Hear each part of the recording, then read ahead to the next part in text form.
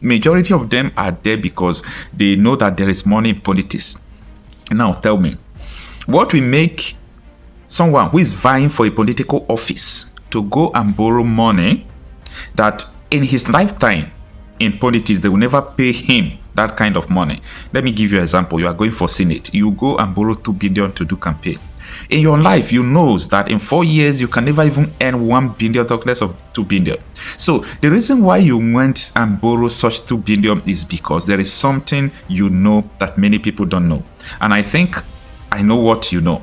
That is, you are going to embezzle the people's money. You are going to eat the money that is meant to construct roads. You are going to eat the money that is meant to build hospitals for them. And later you will fly your children abroad. You fly your mother abroad for hospital, your children abroad for hospital, your children abroad to go to school, everything abroad. The Minister of Education in Nigeria, their children is not schooling in Nigeria. The Minister of Health, their children is not schooling in Nigeria. Most of the Commissioner of Health in all the host states, their children are not even patronizing the government hospitals. The Commissioner of Education of almost the host states, their children are not in public institutions. Tell me, how can Nigeria get better with this kind of rubber stamp politicians we have? So this is a major problem. When people are talking about, political parties, Labour Party, PDP, APC, I say, come on, listen, these people are almost one.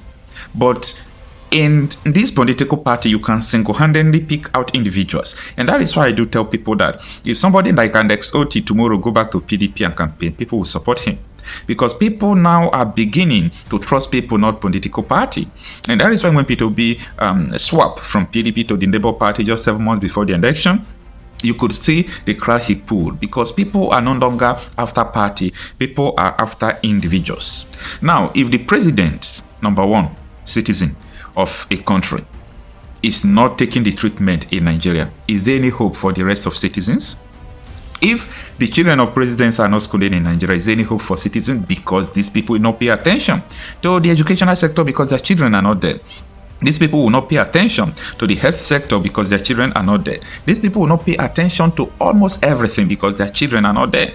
So this is the bone of contention, that the reason why people are joining politics not because of the interest of the masses. It is because of their selfish interest. It is because they want to get rich and richer. Tell me, someone who is not doing anything, after 4 years of representing you in House of Rep, he want to go back. He want to go back on and on without doing anything. All they are after is the next election. They are not after the next generation. Ask any politician close to you, what plan do you have for the next generation? It will be as if you are asking them, a question from the pit of hell, because they will be confused. Ask them, what are the visions you have for the next generation? What are the plans you are putting on ground that next generation will come and benefit from it? Nothing. Immediately they finish the court case of the election. Now, you know what they are doing? As you can see that everywhere there is corruption cases, it's not their photo. It is their culture. It is the corrupt culture they have. All of them now, they are keeping money for 2027. They must seize that money to tie your road. And you will continue to suffer to go on third road. All those roads that is watery with pothole, you will go through them, because that money that they're supposed to use to tie the road, they will hold it for 2027. There will not be ambulance. There will not be fire service motor. They will not buy motor and ammunition for police. The police is still using AK-47 of 2022. In the year 2000. Why the bandits are using the AK, whether it's 47, all these new weapons of 2022, the latest weapons. So tell me, is these people responsible politicians? Absolutely not. And that is why the discussion of politics in Nigeria must begin to change, because there is an atomic bomb in Nigeria. When I mean atomic bomb, I'm talking about the metaphoric atomic bomb. The atomic bomb is the civil disobedience that is pending. There is an impending civil disobedience. There is an impending war waiting on Nigeria, because it is going to erupt if not neutralized. And for them to neutralize that, they must return Nigeria to the regional government. They must return Nigeria to 1963 constitution, where each region will provide security for their citizens. Each region will provide, we extract and manage resources that they have from their region. Because someone sitting in Aso Rock, they don't know what is happening in your village, and there is no how he will know what is going on in your village.